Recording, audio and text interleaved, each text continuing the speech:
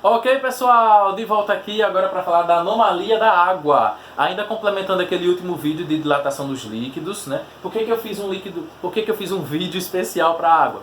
Algumas substâncias são chamadas de substâncias exceções, porque elas dilatam de forma diferente das substâncias normais. Uma dessas substâncias é a água, certo? O que acontece com ela? Veja, quando a água está sendo aquecida de 0 graus Celsius até 4 graus Celsius, o volume dela diminui. Diferente das outras substâncias onde elas vão ter o volume dilatando devido a esse aquecimento. Na água é o contrário. Quando ela está sendo aquecida de 0 até 4 graus Celsius, o volume dela diminui. Já quando a água está sendo resfriada de 4 graus Celsius para 0 graus Celsius, o volume dela aumenta. O normal seria uma substância, após ser resfriada, ter uma contração no seu volume.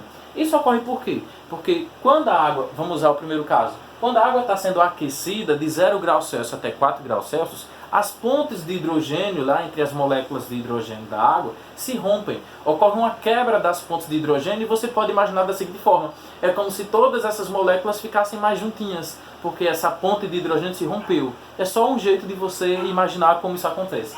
Então, quando eu tenho a quebra das pontes de hidrogênio durante o aquecimento da água de 0 graus Celsius até 4 graus Celsius, todas as moléculas da água ficam mais juntinhas e o volume dela diminui. Já quando está ocorrendo o resfriamento de 4 graus Celsius até 0 graus Celsius, aí eu vou ter a formação de novas pontes de hidrogênio, essas moléculas vão ficar um pouco mais afastadas e o volume dela aumenta, o volume total da água aumenta. Essa anomalia da água também pode ser analisada com um gráfico, que é esse gráfico aqui, ó. O gráfico volume em função da temperatura, que nesse caso eu usei a temperatura em graus Celsius, né? Então veja, quando o volume é um volume inicial, qualquer a temperatura é 0. Vamos supor que eu estou aquecendo esse volume de água de 0 graus Celsius até 4 graus Celsius. O que é que eu verifico? Eu verifico uma diminuição do volume. Então o volume passa para outro volume aqui, ó, para um volume menor, que eu vou chamar de V', né? Esse volume V', então, pelo gráfico, é menor do que o volume inicial V0, né? Ou seja, durante o aquecimento da água, o volume da água diminuiu até 4 graus Celsius.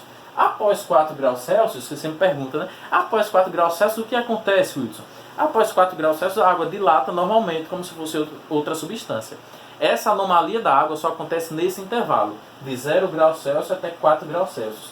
Após os 4 graus Celsius, o volume dela aumenta, sei lá, vou botar aqui um V, 2 linhas. O volume dela aumenta como se fosse qualquer outra substância, como se fosse uma substância qualquer. Legal? Esse gráfico sempre aparece nas questões e é muito importante que você entenda ele. É bem simples.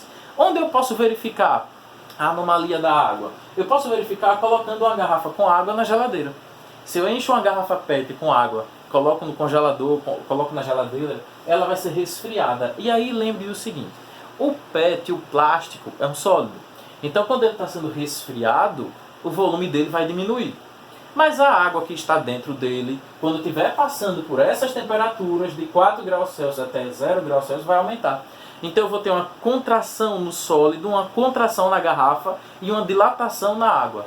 Isso faz com que a água quebre, consiga quebrar a garrafa ou pelo menos deformar a garrafa. Então por isso que muitas vezes quando você tira a garrafa do congelador, ela está quebrada, ela está rachada, ela está danificada, beleza? Posso verificar também a dilatação anômala da água nessa situação aqui, ó. Quando em baixas temperaturas, somente a superfície dos lagos congelam. Nas regiões que tem um clima muito frio, os lagos se resfriam, obviamente, mas somente a superfície da água congela. Por quê?